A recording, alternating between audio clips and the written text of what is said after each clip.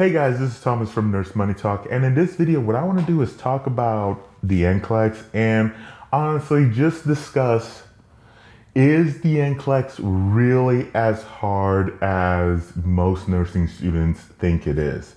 Now, make sure you stay until the very end, because at the very end, I'm going to give you some really quick tips on how you can be more successful on the NCLEX. But before I get started on that though, I want to go ahead and invite you, if you are not already subscribed, to make sure to hit that subscribe button. And if you find this video helpful, would really appreciate a thumbs up, because that does help the channel grow. With all that said, let's go ahead and dive right into it, which is that, as far as if the NCLEX is hard, I will say this: it is a hard exam. I do believe, without a doubt, it is a hard exam. I do believe that it's intentionally made to be hard. But the thing about it is that it's not an impossible exam. So it's not an impossible exam to pass. And the reason why I say that is because most students, and honestly, vast majority of students, which you'll see here in a second, are going to pass the exam. So if you're looking at, so this is from the National Council of the State Board of Nursing. This was the 2021, so the most recent, well, I guess depending on when you're watching this. I don't think it will matter when you're watching this, but I'll tell you why here in a second. The most recent NCLEX pass rate, you'll see that for first time RNs, it was about 85.3% passed. And for first time LPN students, about 79.3% passed. Now, like I said, that was from 2021, and let's just be honest, the past year and a half has been a little bit of a weird year, to say the least. But I went back and actually looked at the last couple, the last several years or so, just kind of get an idea of what the first time pass rate. And what I saw is, at least for the LPN, that it was actually a little bit on the lower side than previous year. Of course, I'm saying that probably has something to do with just kind of like the year that we just had. But what I saw is that for first time pass rates, you're really kind of looking at about an 80 to 85% first time pass rate, which means, most students are going to pass. I'm not discounting the 15% that are going to end up failing. But at the same time, it's not like most students are actually failing the exam. It's the reverse. Most students are actually passing. And so from my experiences, I have always looked at the NCLEX as, like I said, it's not as an impossible exam, but more or less as an exam that's a test of endurance. I've always kind of looked at nursing school and the entire nursing school process as a marathon. It's about you pacing yourself. So with me looking at the NCLEX as more of a test of endurance, I actually think most students, if you went to a good nursing school, if you, took things seriously, actually took nursing school seriously, you got a good NCLEX prep, like the one, that I'll typically recommend, that you'll see in the descriptions below, you'll probably end up doing fine. I do believe that you'll probably end up doing just fine. But with that said, why is it? I had to start thinking, why is it that most students end up thinking, or that the NCLEX is harder, end up having this feeling, or this intense feeling or fear of just the NCLEX? And I came to a couple conclusions. Number one, the NCLEX does cover a lot of materials. I mean, if you think about it, it just about covers from the moment you took on, you got into nursing school till almost just about the very bitter end. And a lot of that material kind of builds upon itself. So if you're in a situation where like there's a topic or a concept that you didn't quite master, then that could potentially cause you issues for other concepts and topics that are building on top of that. And so it covers a lot of material. The questions are very much critical thinking based as opposed to just very pure rote memorization. So how I've described this is like, so if you're in a situation, so typical college class, if you have a multiple choice, it's like A, B, C, D, and E, for example. So you could probably be in a situation where, if C was the correct answer, then A would be obviously wrong, B would be obviously wrong, D would be wrong, E would be wrong. So I think if you've memorized it, if you know what the answer is, it's gonna, it tends to be pretty obvious what the answer is going to be.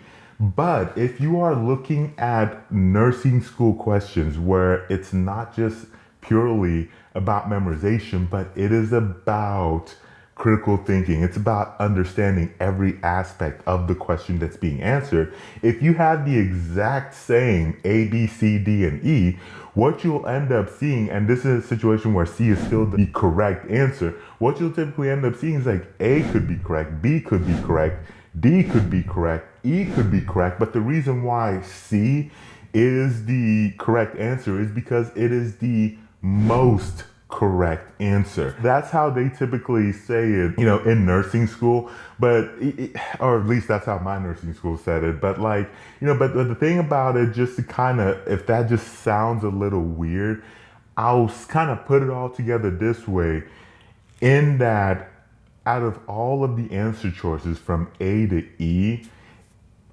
in a typical college class, C would be the most obviously correct answer. And in a nursing school question, C is not the most obviously correct answer. It's just the answer that is the most correct, the slightly more correct answer out of all the other choices. And so that just means that from an added level of understanding, you have to understand the material a lot more. And honestly, the third reason why I think students tend to struggle so much, or when it comes to the NCLEX, is that I actually think most students, they psych themselves out. Or, most students let other students psych them out. And so, when they're going into the NCLEX, or when you're studying for the NCLEX, you almost kind of like already have like this defeated attitude or this mentality where like, I'm already going to fail. And I think that's the wrong attitude to kind of be in. And so I think with a lot of this, when it comes to studying for the NCLEX, like a lot of it is all a mental game, and it's about kind of being able to keep yourself motivated and confident that you're going to pass. Keep yourself motivated. You're going to pass. Statistically, most students are going to pass. Now, with that said, what can you do to give yourself the best chance of passing the NCLEX? So here's a couple real quick things I think you can do. Number one, get a good NCLEX course. You can use the one that we recommend, NurseMoneyTalk.com/NCLEX Prep Academy. You'll see that in the descriptions. You'll see that link in the descriptions below. But even if, there's other NCLEX prep courses out there, you don't have to use that one. But even if you use another one, just make sure you get a good NCLEX course. Number two is get a good study plan in place. Many NCLEX prep courses will help you with that. So if you already know, so if like what today is, if I know that 4 weeks from now, that's when I'm going to take my NCLEX, then I need to make sure that I have a good game plan of what am I going to do each day to kind of help prepare myself before taking the NCLEX 4 weeks from now. And so there's a lot of the NCLEX prep courses out there will help kind of guide you with that and help kind of give you a good study plan as well. Number 3, pace yourself when you're studying. Like, seriously, pace yourself.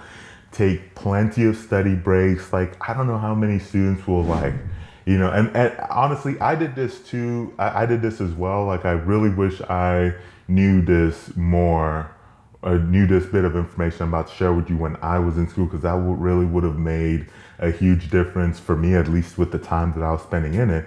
But just like, so many students will spend hours upon hours upon hours studying without taking a single bit of break. It doesn't work like that. Your mind is not going to be able to comprehend. So you need to study smarter, not harder. You don't want to put in 3 hours of studying to only retain an hour's worth of material. That doesn't make a whole lot of sense, and it's not an efficient use of your time. So you need to learn and get better study skills. Make sure you're pacing yourself. Make sure you're taking plenty of breaks. So when you study, make sure you have no distractions. And then when you break, get away from the study material, clear your head. And then you'll feel more rejuvenated as you get back into study mode. So number 4 is that making sure that you exercise well, you sleep well, and you eat well leading up to the exam. But obviously, especially the night or a couple days before the exam. I think it goes without saying that there's enough research and data out there to support the benefits of exercising, the benefits of sleeping, and then the benefits of good, healthy diet when it comes to studying and being able to do well. And if nothing else, you'll just feel overall better. You're just going to feel better. So lastly, you're going to see this video that'll show up over here to my left.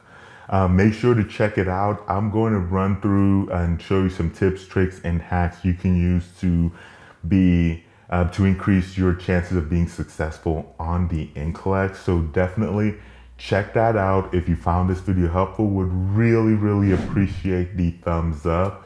Thank you so much for watching this video, and I will catch you very soon in that next one.